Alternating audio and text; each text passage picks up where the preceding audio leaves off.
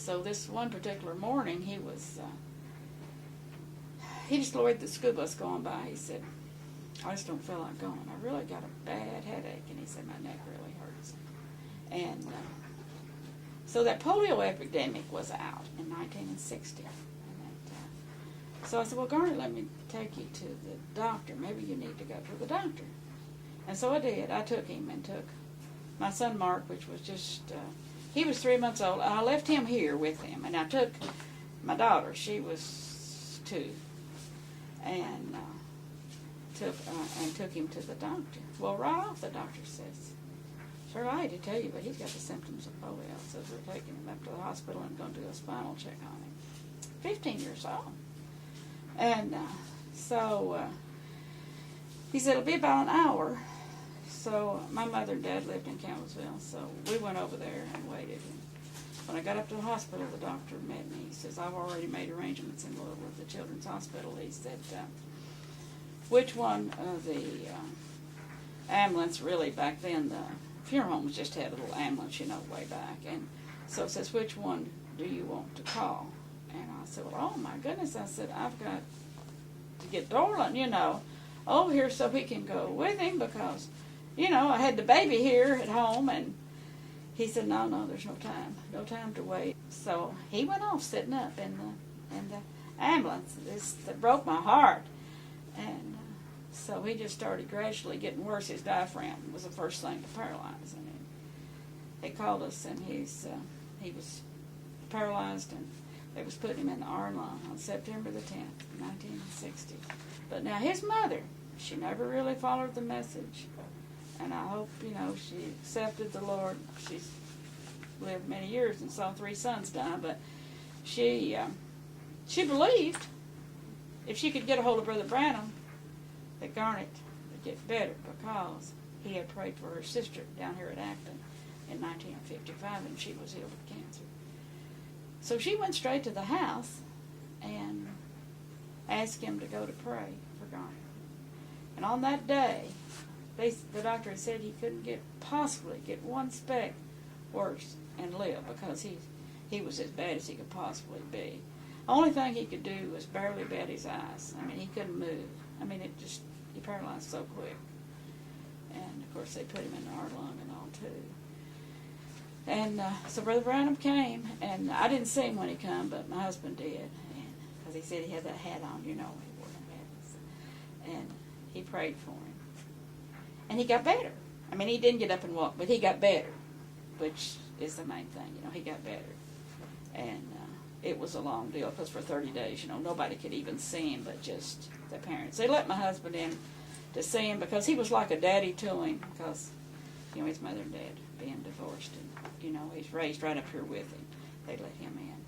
But it was a long process. He was in that iron lung for about 9 months. But he always wanted to keep in touch with Brother Branham, And if he ever got a little worse, he'd call and Brother Branham prayed for him and he'd be better. And so after then, he finally got to come back home here in the rocking. And that's when, when he got weaned from the iron lung, they let him come back in that rocking bed because that would do 2/3 of his breathing. And so we just, cleared out this room, and his bed was right about here where I'm sitting. He had a little cuckoo clock up here on the wall that he loved, and he, he was happy. He was happy. He had spent his 16th birthday in an iron lung.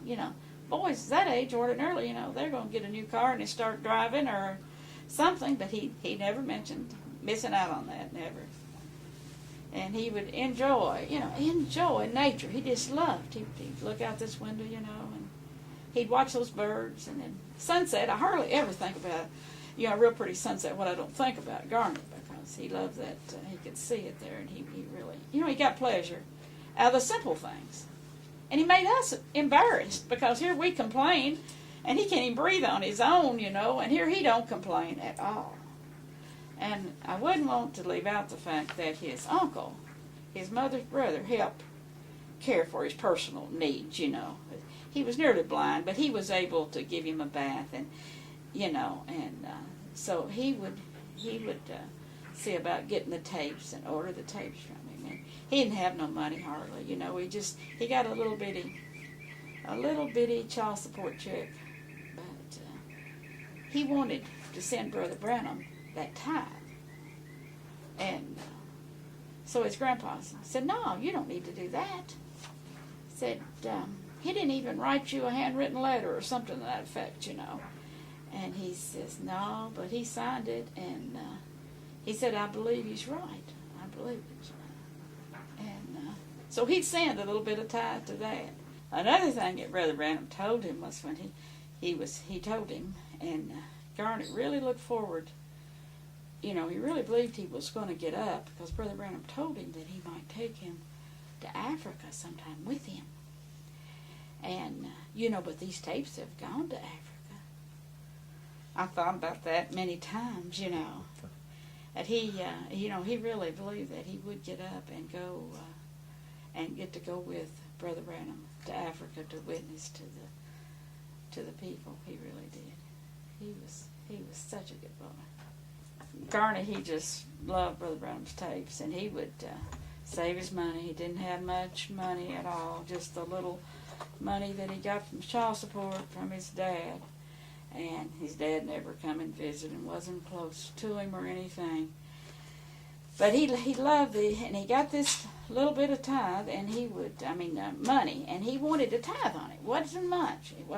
And his grandpa, of course, his grandpa wasn't even a Christian, but you don't need to do that. And he told his uncle, he says, "No, I want this tithe sent to Brother Branham, because I know he's right.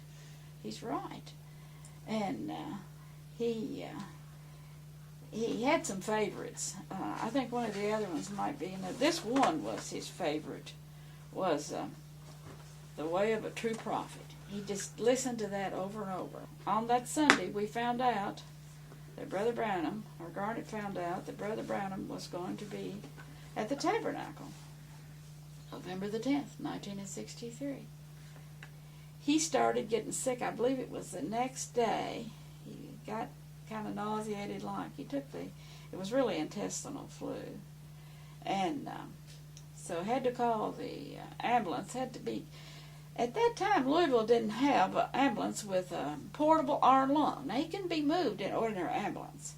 That's the reason he never could be took to hear Brother Branham, because they didn't have those. Just straight oxygen here to where that wouldn't work, you know, the way his problem was. So one came all the way from Vanderbilt University, from Nashville. So that's where he was in the hospital a lot of the time. And of course, they prayed for Brother Branham, but Brother Branham hadn't been able to get back a hold of him, because he was preaching that next service after Souls in Prison there in New York. And so they left word for him to call. So he called back when the service was over. But Garnet had already passed.